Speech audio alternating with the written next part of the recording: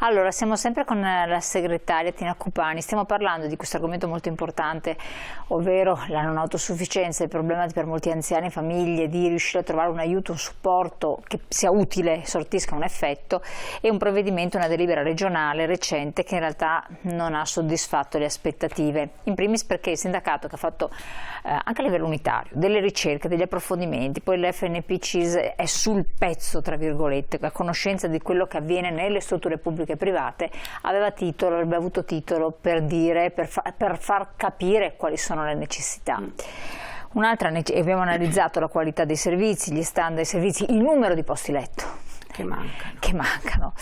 E tra l'altro anche la possibilità di copertura da parte della regione economica per la parte di spettanza economica, quindi non diciamo così alberghiera. Allora, la nuova DGR prevede tra l'altro un altro discorso delle rette impegnative di residenzialità, un'integrazione. Vediamo un attimo di capire, c'è anche una slide di supporto, segretaria. Eccola qua. Sì, e questo è sempre un lavoro che abbiamo fatto, un lavoro stato molto lungo, di lettura di tutte le rette che sono stabilite dalle case di riposo, una fatica perché anche lì trasparenza poca, solo nel pubblico c'è. E quindi siamo arrivati Ma perché sono soggettive? Perché sono concordate con la singola famiglia, con il singolo residente? Perché... No, sono concordate con le ULSS. Ah. Allora, mi dà l'occasione per fare una precisazione. In Emilia-Romagna le rette sono uguali e uniche per tutte le case di riposo della regione Emilia-Romagna. Quando io ho una questione da porre sulle case di riposo, sulla sostenibilità, sul valore della retta, sul supporto, ho un interlocutore unico, io sindacato e la regione Emilia-Romagna, che interviene sulle rette e sul supporto da dare alle strutture. Noi invece una fatica enorme per recuperare questi dati. E è chiaro che torniamo al ragionamento di prima, non c'è una governance. Non c'è su tutto questo un disegno politico da parte della regione per definire un sistema da tenere sotto controllo. Quando diciamo governance intendiamo quello. Comunque quel lavoro che abbiamo fatto ci ha portato questo è la media, però ci sono i minimi, ci sono i massimi. Certo. Comunque normalmente chi ha la possibilità di avere l'impegnativa di residenzialità, quindi quei 52 euro riconosciuti come supporto da dare alla struttura da parte della regione, normalmente a suo carico, rimane a carico della famiglia intorno ai 60 euro. Quindi facciamo il conto per 30 giorni al mese, per 12 mesi già di per sé qual è il valore. Poi invece per chi non ha il supporto dell'impegnativa, quindi del riconoscimento di questi 52 euro, il valore è alto perché è intorno ai 90 euro. E anche qua siamo nella situazione di quelle famiglie che se hanno possibilità utilizzano la pensione dell'anziano, utilizzano reddito proprio. Noi abbiamo situazioni che ci vengono segnalate di famiglie che devono vendere immobili per poter garantire il ricovero nelle case di riposo, e questo è molto importante e grava molto sulle famiglie. E l'altra cosa che ci preoccupa è la carenza di impegnative. Questo supporto di 52 euro che serve a garantire i famosi LEA, livelli essenziali di sanitari assistenziali, ecco, queste impegnative non sono sufficienti per tutti i posti che la stessa regione ha accreditato, quindi ha reso disponibili. Si è impegnata entro la fine del 2024 arrivare all'87% dei posti disponibili, comunque non c'è ancora arrivata. Quindi vuol dire che alcune persone 3-4 mila persone in Veneto praticamente su loro richiesta non hanno la possibilità di avere questo contributo da parte della regione di 52 euro al giorno proprio per i 365 giorni, perché non c'è la copertura nel bilancio.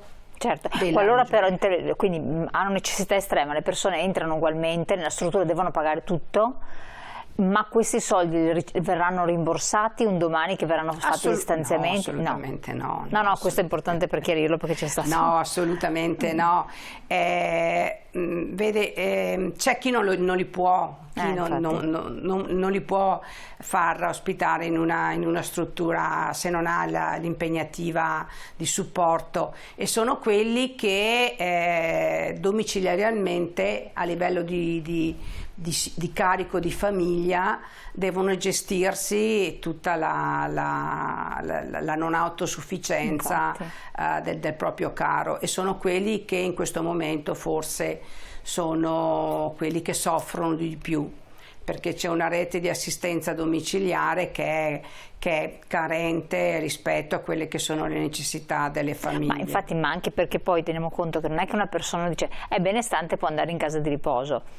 Se uno è veramente benestante può prendersi l'infermiera, la badante, l'accompagnatore, l'animatore, avere tutto quanto un parterre domestico di supporto, cambio infermiere, tutto quello che vuole. È la persona media che ha difficoltà, perché è un costo mantenere anche una badante in regola a casa, oltre a pagare le spese domestiche per le bollette, il riscaldamento, il raffreddamento, e se hanno l'affitto poi è drammatico. Qui rientriamo nel ragionamento che ho fatto qui con lei l'altra volta. C'è tutta la non autosufficienza, la presa in carico del non autosufficiente, quindi la domiciliarietà, la gestione delle badanti, la gestione nelle case di riposo, e questo dovrebbe essere la grande rivoluzione dell'assistenza domiciliare prevista dalle case di comunità, dagli infermieri di comunità, prevista anche, noi diciamo sempre, dalle case di riposo inserite in tutta l'assistenza sociosanitaria territoriale della regione, perché per noi le case di riposo possono diventare anche punti di riferimento per analisi, per prestazione di servizi. C'è tutto lo sviluppo della telemedicina, e quindi se io li inserisco anche in un sistema strutturato, la casa di riposo diventa qualcosa di vivo all'interno della realtà. Diventano servizi diurni che adesso si stanno potenziando, diventa una casa, una struttura viva nel territorio, che comunque fa anche, riesce in una gestione di servizi alla persona avere anche delle entrate proprie e poter anche avere la possibilità di essere meno impattante come costo. Però oggi come oggi la situazione vede una carenza di impegnative.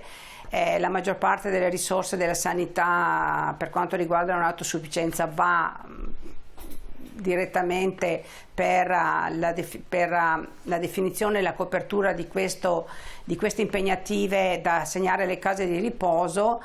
Il resto viene lasciato molto in carico alle famiglie. Infatti, questo è un altro grande ragionamento, però oggi ci interessava concentrarci appunto su questa carenza di impegnative, sulla difficoltà che si ha quando non si ha la possibilità economica, e su tutto quello che di fatto lascia l'anziano e la famiglia dell'anziano in difficoltà e da sola, insomma. Ecco, c'è un mix assistenziale, no? Sì. Quindi che è stato stabilito, quindi ci sono diversi livelli, c'è l'area 1 fabbisogno sociosanitario, l'area 2 elevato fabbisogno sanitario, che sarebbero quelli i malati terminali, gli allettati, e poi ci sono i disturbi comportamentali, che è l'area 3, l'Alzheimer. Sì. Che è sempre più frequente. Sì, è quella che ha praticamente, che all'interno della delibera, quell'area 3 dei disturbi comportamentali, è quella che all'interno di questa DGR, quindi delibera della Giunta regionale, ha definito un'integrazione del valore dell'impegnativa da 52 a 57,20 euro, quindi le case di riposo riceveranno ulteriori finanziamenti secondo delle valutazioni dei parametri e delle analisi che hanno fatto a livello di Regione Veneto in accordo con le ULSS. Per i prossimi 3 anni 20 milioni all'anno, diventa comunque una trattativa fra la struttura e la ULSS di competenza, certo. E vengono queste ulteriori risorse assegnate all'interno della casa di riposo per gestire queste complicazioni. Cosa diciamo noi? Che noi stiamo riconoscendo solo un valore economico a quella che è la situazione di quella casa di riposo, ma non abbiamo ragionato sulla qualità del servizio. Se io ho la consapevolezza che gestire l'Alzheimer diventa più difficile e non mi dai un ritorno di come tu intendi intervenire su quella criticità, ma ti assegno solo delle risorse in più, di fatto io non ho la sicurezza che da un punto di vista qualitativo rispetto a queste situazioni si stia intervenendo effettivamente. Ho solo dato più risorse alla struttura. Non so e non mi è detto cosa si chiede in cambio a quella struttura, perché le famiglie a noi chiedono garanzia di qualità, garanzia di assistenza, garanzia di livello di servizio. E queste le risposte noi le abbiamo chieste, le volevamo e non ci sono state date. E allora, noi siamo giunti al termine, noi speriamo che queste risposte arrivino, perché se arrivano a voi, arrivano anche ai cittadini che hanno anche una garanzia che qualcosa di diverso si stia facendo, più vicino alle esigenze e alle aspettative di tutti. Siete in attesa? Noi sì, noi contiamo che almeno per quello che è il percorso che ci sarà ancora, perché anziani significa certo. tutto, non significa solo case di riposo. No, ma assolutamente. Almeno sul resto ci convochi. Ma anche le famiglie stesse, c'è poco da fare. Grazie Tina Cupani di essere stata qui con noi, grazie di averci illustrato e reso partecipi questo che è un problema estremamente diffuso e coinvolge sempre più molte persone, non solo gli anziani ma le famiglie, e grazie a voi di averci seguito. Poi come sempre, per avere tutte le informazioni, per avere un supporto, un aiuto, ci sono tutte le sedi dell'FNP CISL presenti sul territorio a cui rivolgersi. Buon proseguimento, grazie.